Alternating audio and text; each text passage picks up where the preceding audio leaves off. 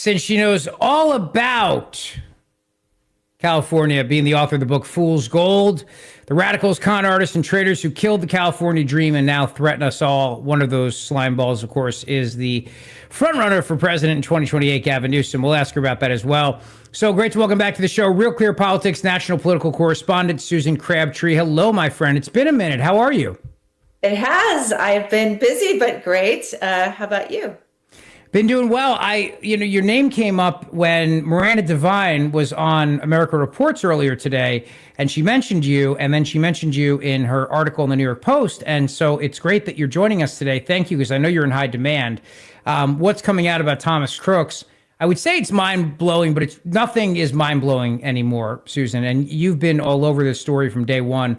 So what have we learned in the last several weeks now about the fact that he did in fact have a digital footprint when the FBI told us he did not? Yeah, we just learned this on Friday, and then Tucker Carlson tore the lid off of this, what I consider a likely cover-up, and then Miranda Devine, blew it open further today on Monday morning. What we know is that Thomas Crooks, that the FBI was not being forthcoming with his YouTube accounts. They portrayed him as anti-Semitic and anti-immigrant, sort of like a right-winger, a far right-winger, not somebody that most mainstream Republicans would embrace, but somebody that was that was pro-Trump and anti-Joe Biden. But now we're learning that there was a dramatic turn of events in Thomas Crooks's life during COVID. And this is true for many people who are, basically getting radicalized online during COVID, spending too much time on the internet. And he became very anti-Trump, and he started talking explicitly about assassinating government officials, and that's the only way to change government. And so where were all those posts? Where have they been, hiding under a rock somewhere? And the FBI was not forthcoming about them. They were obfuscating, and you had the FBI director under Biden testifying before Congress shortly after the Butler assassination attempt that it may not have even been a bullet. At this point, They likely had the full YouTube account, and showing that this guy turned against Donald Trump and was talking explicitly and even practicing target shooting in his bedroom. I mean, this is a blockbuster information. And so now Miranda Devine this morning, she blows it open even further by saying he had 17 social media accounts, and that he was even on this account that was known for sort of gender bending, kind of furry type of behavior, like Charlie Kirk's would-be assassin, or he's an assassin, Tyler Robinson. Are you kidding me with this information? Yeah. Now we want to know. It goes back to the old Watergate saying, what did the FBI and the Secret Service know, and when did they know it about Thomas Crooks? And they are not being forthcoming to me or Miranda. All right, so a couple things here. First of all, the idea that he was a ghost on social media, and that's really what we have been led to believe up until now. That Thomas Crooks was a ghost. He became a ghost, but he wasn't always a ghost. And that's the problem here, is that they didn't tell us about the part where he wasn't a ghost. We're talking about posts on multiple platforms, including YouTube and others, chess.com, which blew my mind when I read that. I didn't even know that was a thing. And also his association with this neo-Nazi guy from Norway or something, right? And he was having conversations with him as well. And so, I mean, all this stuff is there. And yet they lied and said that he was this mystery and this ghost, and which created, to your point and to Miranda Devine's point, Susan Crabtree, a lot of conspiracy theories, because in the absence of having any information, when something that sounds so incredibly just out there and implausible, people, it's natural, it's human nature. You start to fill in the gaps with things, and you go, well, if this guy really is a ghost and didn't have any online presence, maybe it wasn't him. Maybe he's a patsy, or maybe he was hired by somebody. Or, I mean, all these things happen as a result of them not being forthcoming. But what I still don't get is why Ron Johnson, senator from Wisconsin, has to subpoena the FBI now that we're in charge here to get answers. I don't get that. Well, the Secret Service doesn't want to be forthcoming about anything with you or any other report with me, with anybody, other reporter or any type of anybody FOIA requests, what have you. It's so they were still doing their mission assurance report. They were still finishing it. So they weren't, they had to wrap it up when Ron Johnson said, hey, I'm subpoenaing you for what happened to these six people that were in charge of security at Butler. I'm going to subpoena that information from you. So they had to wrap up their report really quick and finalize the disciplinary actions against these people. The report itself is classified, and I'm heard that it's very juicy. I don't believe that the Secret Service it's called a person of record that Tom did. He wasn't on their radar screen. I talked to people who would know, even dating back to 2019, 2020, they're in a position to know at the Secret Service, and they said, no, he was not. What I don't know is what the FBI, if it was on the FBI's radar screen, they told Congress he was not. Okay, that was right after Butler, in the weeks and months after Butler, and it's in the congressional investigation reports that he was not on the FBI radar screen. Well, guess what? Miranda and I asked both the FBI and the Secret Service this weekend. Secret Service deferred to the FBI, which doesn't make any sense, but they always try to obfuscate over there. And the FBI told both of us decline to comment. Wait a second. I thought you said last year that he wasn't on your radar screen. Why are you now saying decline to comment? Because you don't want to admit that you want to admit you missed these social media posts, or he was on your radar screen and the Biden era FBI was lying about it to Congress and everybody else, all the American people. And then the question becomes, why were they lying? I mean, they had to have had, okay, let me just say this. I have not independently verified the YouTube comments that and the social media posts that Miranda has and Tucker Carlson have. They're working with a private investigator, they've said, and that managed to glean this information off the internet. But you have to believe that the FBI issued an emergency request demand to YouTube and to Gab. Both of them have come. YouTube, we know that they did because they admitted it to CNN in an article late last year. So we know that they had the YouTube account, and the Gab founder has come forward. He came forward as early as July 30th to say, hey, the FBI is not giving you the full deal here. That's not right. what our social media shows with him. That's not. So now we know, according to Miranda, that 17 accounts uncovered by her source, and I think it's the same source as Tucker Carlson's, had a YouTube account, Snapchat that Crooks had, Venmo, Zelle, GroupMe, Discord, Google Play, Quizlet, Chess.com, as you mentioned, and Quora.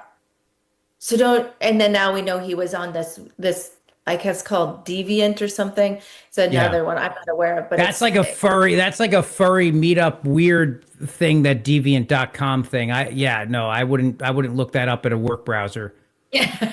Or ever for that matter, or any browser for that matter. Yeah. I mean, Miranda has the information on that he was looking up muscular women, or I don't know. Muscular bodied men with women's faces. Just bizarre. I mean, freaking bizarre.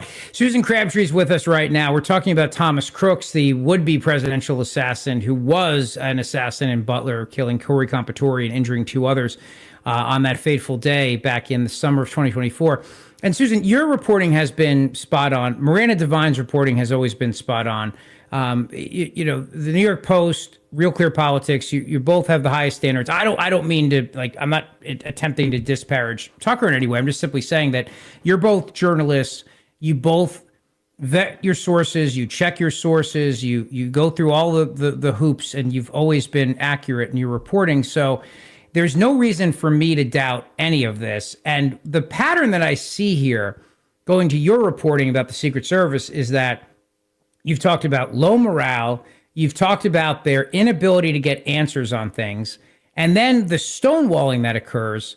But I got to come back to the same question that I asked earlier regarding the FBI. So now I'll just switch it and say to the Secret Service. I thought Sean Cullen's in charge, and I thought Sean was with the president at Butler, and I thought the president appointed him because he was going to get all the answers, and he's the boss, and he wants answers on what happened that day in Butler. So why the hell are we not getting them from the Secret Service? So that's my question. I was waiting to see what Sean Curran was due. I was expecting Sean Curran to come in and give me stories about the reforms that he was instituting at the Secret Service.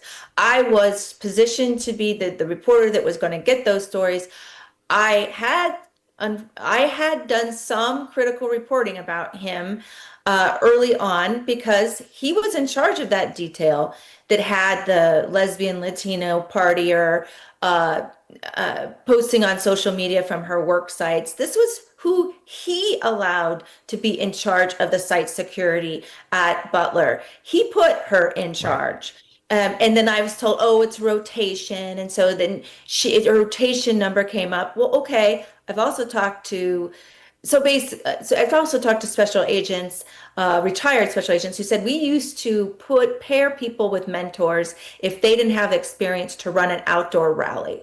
So what happened to that program? So then you would be paired with a mentor. You do it a couple times at these major they don't have, I mean, no one is really, the problem is Trump broke the mold, right? Nobody else had these outdoor rallies that were attracting all kinds of people. Nobody is Donald Trump. So you've got to be threat-based. And I do give Sean Curran credit for demanding more security for Trump, and he has the receipts on that. Over time, he kept asking and begging for more security for Donald Trump as the head of the detail during the campaign for a year and a half for Mar-a-Lago and for these big campaign events. But why did he let this new girl who was known for partying and not known as a serious agent be in charge of security? Yeah. And guess what? The perimeter was in the wrong place, and the AGR building, the American Glass building, was not covered properly. Now, there's all kinds of conspiracy theories about why that occurred. I don't believe the conspiracy theories about that. I believe it was Secret Service incompetence based on lowering of standards at the Secret Service over the course of 10 or more years since the prostitution scandals erupted, and you've had fallout at the Secret Service, embarrassment, and so senior DEI and all the other things too, right? The DEI, right? I mean, I've read extensively about the DEI. You have Susan Crabtree, and I get it. I mean, I understand the point about not believing the conspiracy theories around why the roof, the AGR building, which Thomas Crooks was allowed to access. But at the same time, in the absence of not getting information, the absence of not getting the truth, it's just human nature to go back to, well, then maybe there was something, and then people start to fill in the gaps. And this is their fault that people have conspiracy theories and create them, because it's just like with Oswald. It's like, until you release everything, until you let everybody know the truth about, and so we can get all the answers. Yeah, guess what? You're going to sow the seeds of conspiracy. That's just how it works. Mm-hmm. Absolutely. And, the FBI had one press conference. The Secret Service waited to do anything. And, she was, which was ridiculous. So we expected, after assassination attempt, a series of press conferences. I thought, oh no, I've got to cover our Republican National Committee. Are my editors going to let me do both? I got to cover both, right? I've got to cover the Secret Service press conferences. No, there was the dearth of press conferences from the Secret Service or the FBI in the immediate aftermath. They were getting their ducks in a row. And of course, Kim Cheadle, this is about leadership. Kim Cheadle shows up at the RNC, and she has senators, Marsha Blackburn among others, running after her and yelling at her and screaming questions because she won't give the senators the time of day. So it begs the question, what are you hiding? What were they hiding? Now, I think the Secret Service was hiding incompetence. I'm not so sure now about the FBI. I don't engage in conspiracy theories, but I have to be open-minded to what, where the story is going to take me. And now I am deeply concerned, and I'm hoping that Kash Patel and Dan Bongino are are on the case. They've said that they looked through everything and they believed it was that Thomas Crooks acted alone. And they stand by that story. On Friday, they stood by that story. Now, I haven't heard from them after Miranda's story, broke this morning. Miranda called me on Saturday, and she wanted to know, what the Secret Service, if he was what I've learned now is called a person of record with the Secret Service. Was he on the Secret Service radar? And so I did some sleuthing over the weekend. I truly believe he was not on the Secret Service's radar. So, but it just begs the question. I hope that Cash and Dan will then now go back and start following these leads to wherever they go. Did they know about these extra social media posts? Maybe they were trying to keep it under wraps so that they could pursue the story where it leads. They did a similar sort of, interesting way they handled the Tyler Robinson. They had a press conference that put pressure on the family.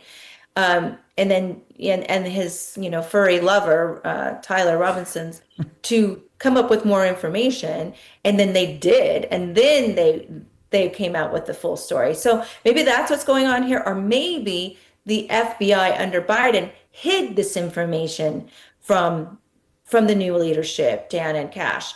So what is it? They're in an awkward position now because the cat's out of the bag.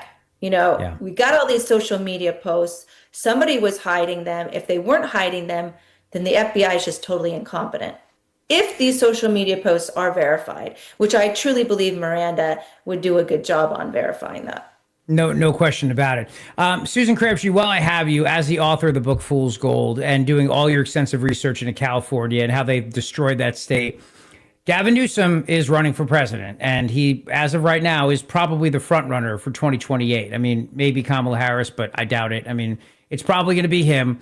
Although Josh Shapiro took Gretchen Whitmer to the Eagles game yesterday, and the two of them were, making lots and lots of pictures and BFFs and just nauseating. But Gavin Newsom was at COP30, the climate summit, and he was there and he was going on about how, Donald Trump this and Donald Trump that. And it's obvious here that he's running for president. And energy is one of those big areas, again, where California's energy prices have skyrocketed. Gavin Newsom drove that state away from the kind of energy that it needed and created a situation where it became so incredibly expensive. And you've written about this. I mean, Gavin Newsom's links to Chinese money and how much Chinese money is behind the very kind of things like those massive wind turbines that are in the desert in California doing absolutely nothing, the solar panels, the EVs, and on it goes. Yeah.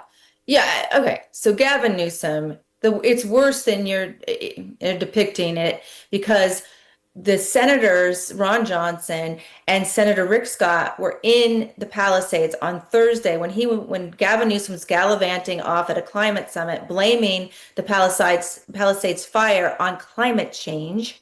When these individuals, we know it's arson, he always says it's climate change. Nancy Pelosi has always said, and Kamala Harris has always said these role. I mean, we don't have a fire season in California anymore. We have a fire year. Those are Gavin Newsom's own words, because of climate change. No, that was arson that could have been suppressed. Mm-hmm. And the LA Fire Department, guess what? We're finding out now from Spencer Pratt, because his house was burned down and he's on a mission. It's not the LA Times that's finding the information. It's Spencer Pratt, and then the LA Times has to follow him. We're finding out now that the LA Fire Department was saying that they can't go in, and they told the people on the ground, the fire chief, that you have to get out of there. It's fine. I know it's still smoldering at this Lackland fire that then just rekindled to cause the Palisades fire. So the Lackland fire was New Year's Eve. And now we're finding out that there was an environmental plant that they didn't want to bring the bulldozers in to excavate to find out how far the fire is smoldering in the roots of these trees in this Lackland area. They didn't want to bring the bulldozer in because they were worried about a plant that was environmentally protected.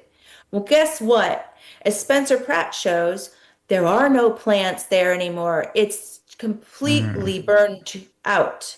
And it's responsible for for reigniting and causing the entire Palisades to go down. So you have Gavin Newsom continuing to blame climate change when there's no doubt that it was arson for that fire, and the Eaton fire on the same day, January 7th, nearby in Altadena, which killed 12 people. No, I think it killed 17 people, and the Palisades killed 12.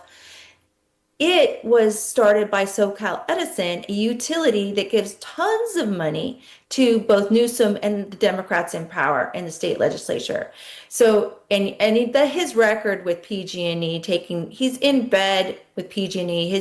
They spent money. I've told you this before, Rich. They spent $750,000 PG&E, which caused the Paradise Fire in 2017 that killed 84 people. PG&E was found by a judge guilty of manslaughter, Yep. 84 counts.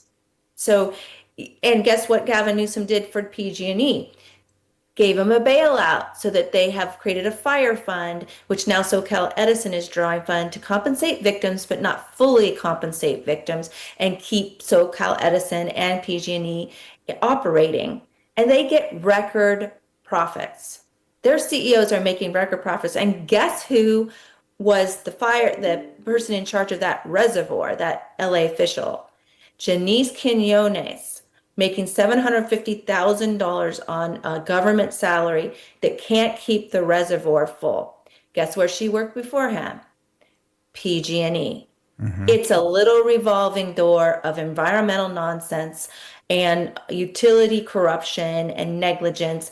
And Democrats are just on the take from every utility in California. And Republicans tell me, conservatives say, "Oh, you can't talk about utilities causing the fires."